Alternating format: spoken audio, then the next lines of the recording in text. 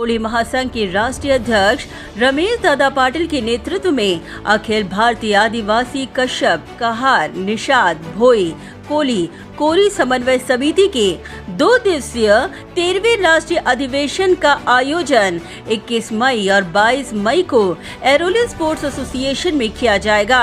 इसी की जानकारी कोली महासंघ के राष्ट्रीय अध्यक्ष विधायक रमेश दादा पाटिल ने दी, जहां उनके साथ मौजूद थे राष्ट्रीय संयोजक राजाराम कश्यप, राष्ट्रीय कार्यकारी अध्यक्ष बाबा मार्तंड प्रसाद, युवा मोर्चा राष्ट्रीय अध्यक्ष नीरज कश्यप, महाराष्ट्र भाजपा मच्छीमार सेल के प्रदेश अध्यक्ष एडवोकेट चेतन दादा पाटिल, युवा पदाधिकारी आदि तमाम मान्यवर मौजूद रहे। गौरतलब है कि नवी मुंबई में होने जा रहे इस ऐतिहासिक राष्ट्रीय अधिवेशन का उद्घाटन राज्य के महामहिम राज्यपाल भगत सिंह कोश्यारी के हाथों किया जाएगा। इस सम्मेलन में केंद्र मंत्री, 29 राज्यों के मंत्रीगण, सांसद, विधायक व समाज के रिटायर्ड जज, प्रोफेसर, IAS अधिकारी जैसे कई प्रशासकीय, सामाजिक और संगठन के पदाधिकारी मुख्य तौर पे मौजूद रहेंगे।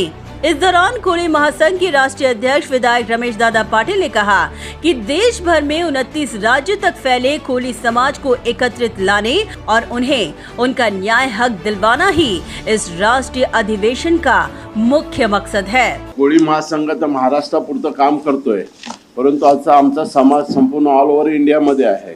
तो आम्ही संपूर्ण राज्यामध्ये आहोत। जवळपास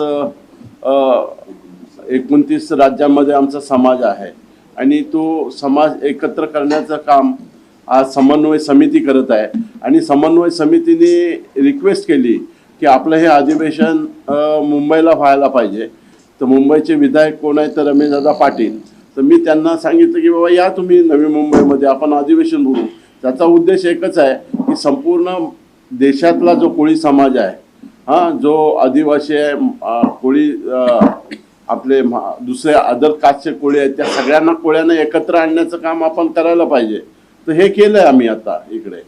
उन्होंने आगे कहा कि इस राष्ट्रीय अधिवेशन में पारित ठराव केंद्र सरकार अर्थात प्रधानमंत्री नरेंद्र मोदी और गृह मंत्री अमित शाह तक पहुंचाया जाएगा। हे अधिवेशन 21 तारखेला 21 ते 22 तारखेला हे 2 दिवसाचं अधिवेशन आहे आणि 21 तारखेला आपले महाराष्ट्र राज्याचे राज्यपाल माननीय कोश्यारी साहेब यांच्या हस्ते उद्घाटन होणार आहे। 260 पर्यंतचे रिप्रेझेंटेटिव्ह येतील, आमचे पदाधिकारी येणार आहेत या ठिकाणी संपूर्ण देशामधनं आणि ते ह्या अधिवेशनात सहभागी होतील आणि चर्चा करतील। हे ठराव संपूर्ण केंद्र सरकारकडे जातील।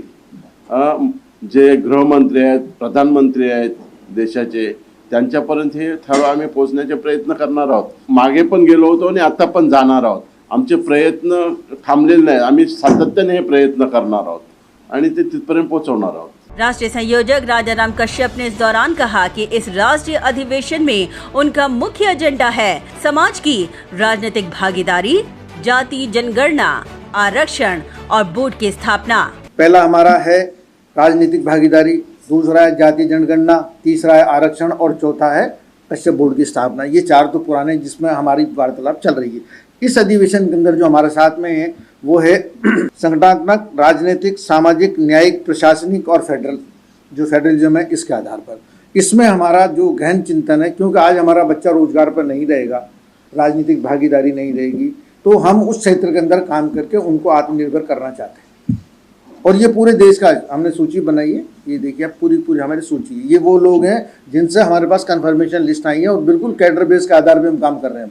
अब ये नहीं है कहीं रैली निकाल ली, आज जिंदाबाद मुर्दाबाद लगा ली, उससे कुछ भी नहीं होने वाला।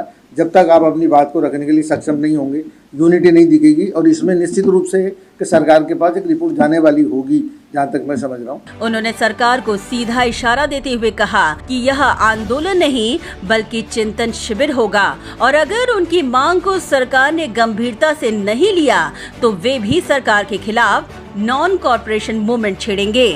यहाँ पे जो रखने के पीछे मूल कारण था कि जितने बड़े शहर हैं जहाँ पे हमारा जनाधार है, जैसे रानीमती, बंगाल है, केरला के, इसमें सबसे ज़्यादा साउथ के लोग इकट्ठे होने वाले हैं। 261 लोग, ये हमारी कोई आंदोलन की या रैली नहीं है, ये हमारे चिंतन शिविर है जिसके अंदर जो मजिस्ट्रेट्स हैं, जजेज हैं, मिनिस्टर्स हैं, जैसे निरंजन ज्योति महामंडलेश्वर हैं, केंद्र के हमारे बीच के लाइजिंग के लिए। वो कितना करेंगी हम नहीं जानते, लेकिन सरकार तक अपनी बात रखने के लिए वो यहाँ आई हैं और रखेंगी। राज्यपाल महोदय उनको भी जब ज्ञापन मिलेगा और वो भी जब देंगे तो कहेंगे कि सरकारी कागज चलेगा। और हमारी आवाज़ को उठाने का मामला है। रात तक सवाल किसी चीज़ को डिस्पोजल करने का है, वो ये एक रेस्पॉन्सिव कॉपरेशन। जितना सरकार हमें मदद करेगी उतनी हम करेंगे, अगर सरकार हमारी मदद नहीं करेगी तो हम उनकी भी नहीं करेंगे, लेकिन ये तय हम हमारे अधिकारों के लिए हैं। राजाराम कश्यप ने कहा कि महाराष्ट्र एक ऐसी भूमि है जहां का कोली समाज बेहद जागृत है। ऐसे में एकजुट होकर यहीं से न्याय हक प्रदान करने का बिगुल बजाया जाएगा। महाराष्ट्र एक वो जगह है जहाँ पे जलजला है। हम भी हालांकि महाराणा की भूमि से पैदा हुए हैं और राजस्थान से निकले हैं, लेकिन जितना हमारा समाज यहाँ पे जागृत है अपने अधिकारों के लिए, अपनी बातों के लिए और अपने अधिकार प्राप्त करने के लिए, तो हमारा जो बिगुल बजने वाला वो यहीं से ही है। और ये संदेश है सरकार को, समाज को, कि हम अपने अधिकारों के लिए यूनाइट होकर के लड़ें। राष्ट्रीय कार्यकारी अध्यक्ष बाबा मार्तंड प्रसाद, युवा मोर्चा राष्ट्रीय अध्यक्ष नीरज कश्यप, वहीं एडवोकेट चेतन दादा पाटिल ने कहा कि समाज को केंद्र और राज्य स्तर में न्याय दिलवाने में ये अधिवेशन मील का पत्थर बनकर जरूर साबित होगा। जनगणना क्यों की जाती है? जनगणना का मुख्य कार्य होता है जितने भी सामाजिक और आर्थिक पक्ष हैं उनको संकलित करके ये करना। ठीक है, तो यदि आप किसी का आर्थिक, सामाजिक, इन सब पहलुओं को यदि आप टच ही नहीं करेंगे, यदि आप उनको जानना ही नहीं चाहेंगे, जैसा कि हमारे पास पत्र आया कि केवल SC और ST का ही होता है, हम उनका विरोध जरा भी नहीं कर रहे, क्योंकि योजनाएं हैं सभी के लिए, विकास के लिए। तो यदि जनगणना का मूल उद्देश्य क्या है, हम जातिगत जनगणना क्यों बोल रहे हैं? वो तो सिर्फ एक नाम है, जातिगत जनगणना। आपको जब तक भारत देश तो जातियों में ही बटा हुआ है, ठीक है, भाषाओं में ही बटा हुआ है, यदि आप उसको ही गणना ठीक से नहीं कर पा रहे हैं आज, तो आपके पास में क्या आंकड़े, किसके लिए आप प्लान बना रहे हैं? हम तो सिर्फ इतना चाह रहे हैं जातियों के आधार पर सबकी पहचान है। भाई आज आप न्यूज में दिखाते हैं इतने प्रतिशत जाट हैं, इतने प्रतिशत यादव है, इतने प्रतिशत मुस्लिम है, इतने प्रतिशत हिंदू है, इतने प्रतिशत अपने मल्लाह हैं, बिंद हैं, ठीक है, ये आंकड़े आपके पास में है, सरकार के पास भी होंगे, निश्चित तौर पे सब किया गया है। आपके पास में 4-4, 5-5 सर्वे की संस्थाएं हैं, आपके पास हेल्थ सर्वे है, टाटा का सर्वे है, कितना कितना सर्वे होता है, आपके पास तो सारे आंकड़े हैं। जब आपको विकास ही करना है तो जाति का नाम बस उल्लेख करने की बात है। इससे आपको कहाँ ऐसा डर लगता है कि हमारा कुछ विकास रुक जाएगा या एक ध्रुवीकरण हो जाएगा या कुछ ऐसा पॉलिटिकल नेक्सस बन जाएगा? ऐसा मुझे नहीं लगता। ये तो ओपन चीजें हैं, आजकल तो साहित्य में सब चीजें इंटरनेट पे आपने उपलब्ध करा दिया इस चीज को। हमारे समाज में अब पढ़ा लिखा तबका आ गया है, चेतन भैया जैसे, मेरे जैसे और बहुत सारे लोग पढ़े लिखे आ गए जो सिस्टम को जानते हैं, जो आज जिन्हें पता है कि इस रास्ते पे चल के, इस डायरेक्शन पे चल के हम आगे बढ़ सकते हैं। आज रमेश दादा पाटिल जी और अन्य बहुत सारे हमारे भारत के 29 राज्यों के जो जनप्रतिनिधि हैं, उनकी छत्र छाया हम पे है। लड़ाई लड़ने का इनके मार्गदर्शन में, इनके सानिध्य में, संरक्षण में हम लड़ाई लड़ेंगे, रोड पे आके लड़ेंगे और जितनी हमारी मांगे हैं।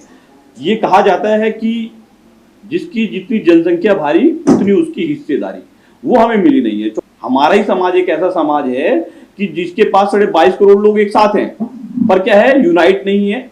अब हमने हर राज्य में यूनाइट कर रहे हैं, युवाओं को आगे लेके आ रहे हैं, युवाओं को आगे बढ़ा रहे हैं और आने वाला समाज, आने वाला युवा हमारे समाज का बहुत आगे जाने वाला। और जो हमारी मांगे हैं, चाहे वो रोजगार की हो, चाहे वो हिस्सेदारी की हो, चाहे वो आरक्षण की हो, चाहे वो जातीय जनगणना पे हो, पूरे भारत में हम एक यूनाइट होके आने वाले टाइम में हम ये कार्य करने जा रहे हैं। कार्यक्रम का आयोजन 2 दिन का है और 21 और 22 मई का उसका उद्घाटन हमारे महाराष्ट्र के महामहिम राज्यपाल भगत सिंह कोश्यारी जी इनके हस्ते होना है। और दादा ने, रमेश दादा ने, विधायक जी ने उन्हें यहाँ आमंत्रित करके हमारे जो महाराष्ट्र की और समस्या है उनकी ओर उन्हें प्रश्न उठाने के लिए और केंद्र के लिए जो समस्या है वो सुलझाने के लिए आमंत्रित किया है। उसी के साथ कई मंत्रीगण भी आने वाले हैं। तो ये 2 दिवसीय का राष्ट्रीय अधिवेशन हमने नवी मुंबई में लिया है। वहां पे सारे भारतवर्ष से कई सांसद, विधायक और मंत्रीगण उपस्थित रहने वाले हैं और इससे हमें आगे समस्या सुलझाने में मदद होने वाली है और महाराष्ट्र के ओर से हमें इसको एक अलग रूप धारा देकर हम इसे इस अधिवेशन को अलग तरीके से हम लेने वाले हैं।